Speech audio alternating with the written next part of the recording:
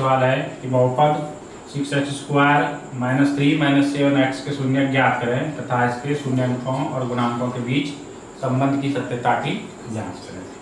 मान लीजिए आपका ये बहुपद है 6x² -3 -7x। तो सबसे पहले आप क्या कीजिएगा, इसका जो द्विघात, ये इसका पावर 2 है, इसका मतलब ये द्विघात बहुपद है। तो द्विघात बहुपद का जो फॉर्मेट होता है ax² + bx + c, इस रूप में आपको लिखना है। ठीक है, तो आप लिखिएगा पहले 6x², फिर क्या आ जाएगा bx मतलब -7x और -3, ये व्यापक रूप है, इसी रूप में आपको लिखना है। अब इसका गुणनखंड कीजिए, फर्स्ट एंड लास्ट को गुना कीजिएगा, 6x² गुना 3, 6 तिया 18x²। इसको दो भागों में तोड़िए, 9 दूनी 18x, 9 में 2 गया 7x। चूंकि बड़ा क्या है -7x, तो हमेशा बड़े वाले में चिन्ह लगाइएगा। तो 6x² -9x + 2x -3।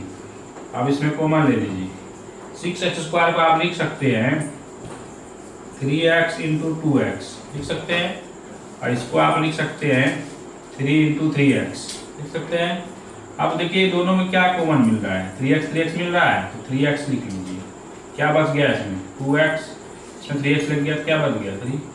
अब ये दोनों में क्या गुना है, दोनों में एक एक गुना है, तो एक कॉमन आ जाएगा, 2x - 3, ये दोनों से एक निकाल लीजिए, 2x - 3 और 3x + 1। अब कह रहा है शून्यक निकालिए।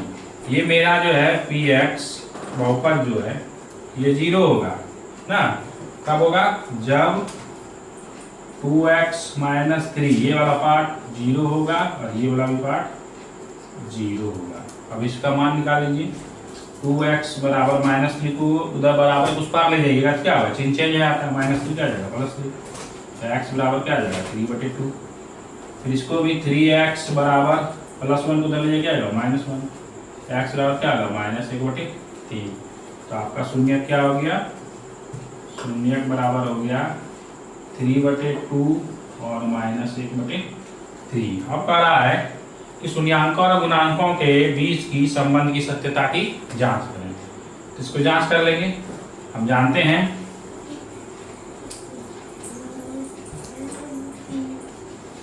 देखिए शून्यांकों का योग, शून्यांकों का योग, ये आपको हम सूत्र बताए थे -b/a होता है।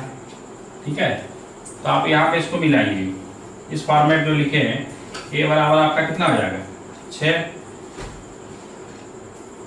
अब यहाँ लिखिए यह +bx है, तो +bx के लिए प्लस या लिखिए, -7 को ब्रैकेट में लीजिए।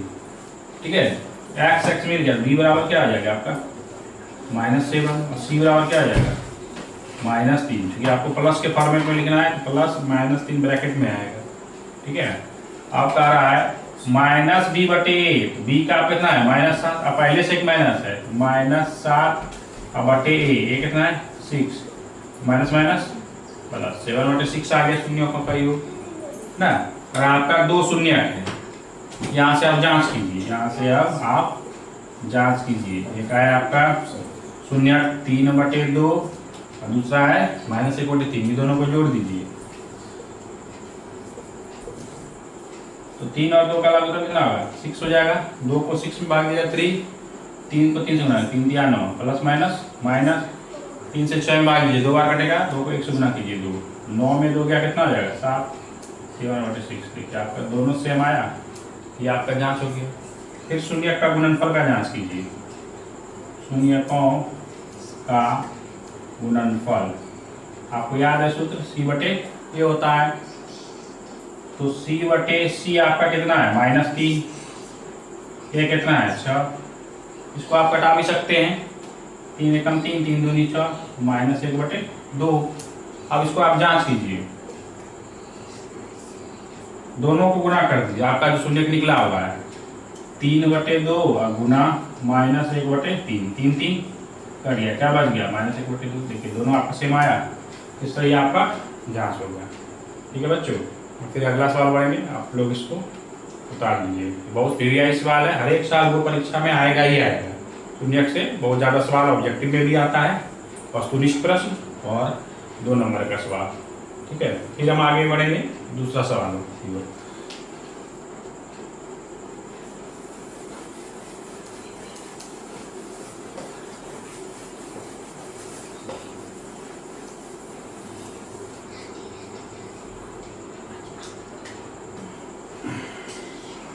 अगला सवाल है, यदि बहुपद 3x square plus 4x plus 2k का एक शून्यक -2 है तो k का मान ज्ञात करेंगे। यहाँ पर देखिए बच्चों, ये जो सवाल है इसमें आपका एक शून्यक दे दिया, आपको नहीं निकालना है। आपको क्या निकालना है? k का मान निकालना है। ठीक है, तो आप इस बहुपद को लिखिए px बराबर 3x square plus 4x plus 2k। आपका शून्यक क्या दिया है? -2, तो x के जगह में क्या लिखिएगा? -2। 3 गुना -2 का होल स्क्वायर 4 गुना -2 प्लस 2k। तो 3 गुना -2 को 2 बार गुना कीजिएगा, 2 दूनी 4, माइनस प्लस हो जाएगा, प्लस माइनस माइनस, 4 दूनी 8 प्लस 2k, 4 तिया 12 माइनस 8 प्लस 2k, 12 में 8 गया 4 प्लस 2k।